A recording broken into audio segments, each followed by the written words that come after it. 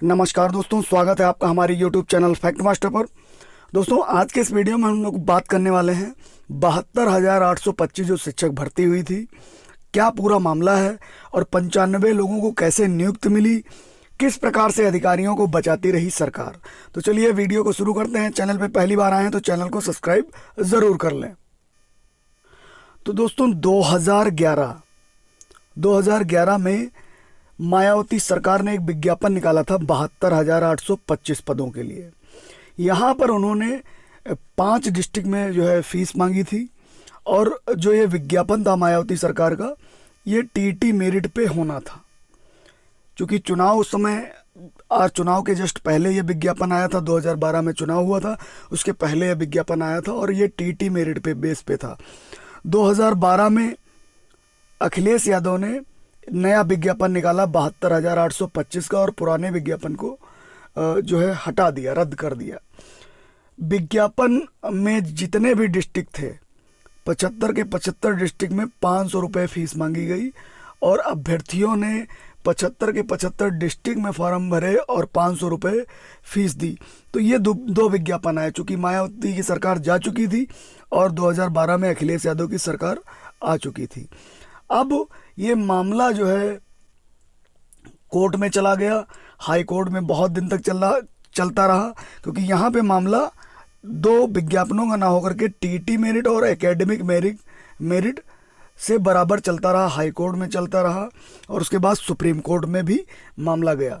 Supreme court ने जो है टीटी मेरिट को जो है माना और टीटी मेरिट पे लगभग 66,000 प्लस पद जो है सुप्रीम कोर्ट ने भरवा दिए।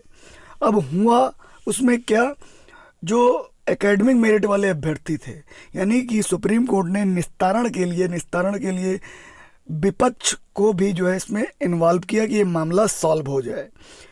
इस वजह से जो विपक्षी गण थे, यानी कि जो एकेडमिक वाले थे, उनको ये राहत दी गई कि वो चूँकि पेटिशनर थे, उसमें बहुत ज़्यादा जो है रिटें पड़ी हुई थी और आईएएस भी बहुत ज़्यादा पड़ी हुई थी। तो इसमें कुल मिलाकर के कोर्ट ने कहा कि लगभग 66,000 प्लस पद भर गए हैं। अब इसमें जो है कितने अभी जो याचिकाकर्ता हैं वो कितने हैं, तो उनकी अप्रॉक्सीमेट जो संख्या दी गई वो 1100 दी गई। यानी कि 1100 याची वहाँ पर थे, उसमें एकेडमिक में भी थे और जो विभिन्न आईएएस पड़ी थी, जैसे किसी आईए में रिक्त पदों का ब्यौरा मांगा गया था, किसी आईए में जो है टेट मेरिट की बात की गई थी। इस प्रकार जो विभिन्न आईएएस थी उसमें और रेटों को मिलाकर के 1100 लोग वहाँ पर बताए गए कि 1100 लोग ऐसे हैं जो पक्ष और विपक्ष दोनों के हैं। तो इसको लेकर के सुप्रीम कोर्ट ने कहा कि इन 1100 लोगों को कंसीडर किया जाए। कंसीडर का ऑर्डर हुआ। उसके बाद सरकार ने 839 लोगों को नौकरी दे दी। ये 839 लोग 1100 में से थे। उनमें से 95 लोग ऐसे थे जिन्होंने 2011 में आवेदन नहीं किया था। अब यहाँ पे मामला ये फंसता है कि 95 लोगों ने सिर्फ और सिर्फ 2012 के विज्ञापन में आवेदन किया, 2011 में आवेदन नहीं किया। चूँकि जो मेरिट बनी थी, जो वो टीटी मेरिट बनी थी, यानी कि 2011 के विज्ञापन को सुप्रीम कोर्ट ने माना। लेकिन जो याचिक कंसीडर हुए थे 1100, उसमें से 839 में से 95 लोग ऐसे थे जो केवल 2012 के आवेदक थे। यानी कि कहीं ना कहीं 2012 का भी विज्ञापन यहाँ पे जो है रन हुआ, 95 लोगों को नियुक्ति दी। तो ये नियुक्ति सुप्रीम कोर्ट की जो अनुकंपा पे थी वो थी और ये लोग 2011 में आवेदक भी नहीं थे और नियुक्ति भी पा गए। उसके बाद क्या हुआ, उसके बाद मामला आगे बढ़ता गया और विभिन्न प्रकार की आईएएस जो है विभिन्न गुटों द्वारा डाली गई, जिसमें लगभग 32,000 अभ्यर्थी, 32,000। क्योंकि एक बार जो है मामला जब आंदोलन किया 2016 में इलाहाबाद में, तो वहाँ पर जो सचिव थे उन्होंने पूरी तरीके से स्पष्ट किया कि लगभग 68,015 आईएएस में अभ्यर्थी हैं। तो किसी आईएएस में जो है 12 मतलब एक ही अभ्यर्थी के 12 आईएएस में नाम थे। 4 आईएएस में नाम थे, 5 आईएएस, मतलब एक ही अभ्यर्थी कई बार एनरोल था विभिन्न आयुओं में। तो कुल मिलाकर के आप मान सकते हैं कि 32,000 प्लस लगभग संख्या रही होगी। उसके बाद सुप्रीम कोर्ट ने फिर लगातार 3 अंतरिम आदेश दिए, सेम आदेश कंसीडर करने की, कि जैसे 839 अभ्यर्थियों को कंसीडर किया गया है, ऐसे ही जो है इन जो भी अभ्यर्थी आए हैं इनके बिहाफ पे उनको कंसीडर किया जाए। लेकिन सरकार ने बिल्कुल ध्यान नहीं दिया। उसके बाद 2017 में चूंकि विधानसभा चुनाव होने थे, 2016 में इलाहाबाद में आंदोलन हुआ और 2016 में वहाँ पर लाठीचार्ज हुआ। उसकी जांच के लिए बीजेपी ने जो है अपने 3 सांसदों की एक समिति गठित की। ये सांसद महेंद्र नाथ पांडे की अध्यक्षता में, जो इस समय कैबिनेट में मंत्री हैं महेंद्र नाथ पांडे, उनकी अध्यक्षता में इलाहाबाद गई और उन्होंने जेल में, जो जेल अभ्यर्थी भेजे गए थे, जेल में भी इन लोगों ने मुलाकात की अभ्यर्थियों से। और पूरी तरीके से आंदोलन में केशव प्रसाद मौर्य ने मामला जो है लोकसभा में भी उठाया और साथ ही साथ जो अभ्यर्थी आंदोलन कर रहे थे उनके आंदोलन में भी केशव प्रसाद मौर्य शामिल हुए। ये गतिविधियां चुनाव के 2016 में, चुनाव के पहले हो रही थी। उसके बाद 2017 में बीजेपी आती है, यानी कि 2016 में वो वादा करती है कि हम आपको नियुक्ति देंगे, आप नियुक्ति के पात्र हैं, आपके साथ जो है धोखा हुआ है। अभ्यर्थी 2017 से लगा करके 2021 तक लगातार जो है बीजेपी के संपर्क में रहे, लेकिन किसी भी प्रकार की कोई नियुक्ति इन अभ्यर्थियों को नहीं दी गई। हुआ ये कि जब अभ्यर्थी बीजेपी की सरकार में भी आंदोलन करने लगे तो 30 जुलाई 2018 को जो है इनको ये कह के टाल दिया गया मैटर कि एक कमेटी गठित की गई है और कमेटी रिपोर्ट देगी। पहले तो इनको भेजा गया कि आप जाकर के ड्राफ्टिंग करवा के लाइए कि किस आधार पे आपको 25 जुलाई 2017 को जो आदेश आया था, किस प्रकार से उस आदेश के तहत आपको कंसीडर किया जाए। यहाँ पर सुप्रीम कोर्ट ने एक जो निर्णय दिया उसमें पूरी तरीके से स्पष्ट कर दिया कि शिक्षा मित्र शिक्षक नहीं रहेंगे और शिक्षा मित्र लगातार 2 भर्तियों में पार्टिसिपेट करेंगे, उनको मौका दिया जाता है, वेटेज दिया जाता है। और जो टीटी अभ्यर्थी थे उनके लिए ये कहा गया कि सभी अंतरिम आदेश पूरे करते हुए यदि सरकार चाहे, यहाँ पर सरकार को लिबर्टी दे दी कि यदि सरकार चाहे तो इनको नियुक्ति दे सकती है।